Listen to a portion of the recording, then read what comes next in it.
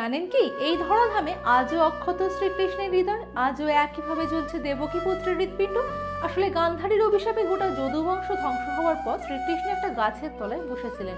সেই সময় তার রক্তবর্ণ চরণ দেখে হরিণ মনে করে তীর ছুঁড়ে মারেন এক ব্যাধ। সেই তীরের আঘাতে মৃত্যু হয় শ্রীকৃষ্ণের। খবর পেয়ে পাণ্ডবরা শ্রীকৃষ্ণের অন্তিম ক্রিয়া সম্পন্ন করেন। তার দেহ পঞ্চতত্ত্বে বিলীন হয়, কিন্তু তার হৃৎপিণ্ডটি তখনও জ্বলতে থাকে। তারপর সেটিকে নদীর জলে ভাসিয়ে দেওয়া হয়। ভাসতে ভাসতে তা উড়িষ্যার অবন্তী নগরে এসে পৌঁছায়। কথিত আছে উড়িষ্যার তৎকালীন রাজা ইন্দ্রদ্যুম্ন ভগবান বিষ্ণুর স্বপ্নাদেশ পান যে উপকূলে এক বিশেষ কাঠের আকারে তার হৃদয় রয়েছে, সেটিকে স্থাপন করা হোক। তৎক্ষণাৎ রাজা সেটিকে তুলে এনে পুরীর জগন্নাথ মন্দিরে স্থাপন করেন। আর এটিকেই বলা হয় ব্রহ্ম পদার্থ, যেটি শ্রীকৃষ্ণের সচল হৃদয়। প্রতি 12 বছর অন্তর নবকলেবরে যখন মূর্তি পরিবর্তন করা হয়, তখন এই ব্রহ্ম পদার্থটি নতুন মূর্তিতে প্রতিস্থাপন করা হয়। সেই দিনটিতে পুরো শহরের আলো বন্ধ করে দেওয়া হয়।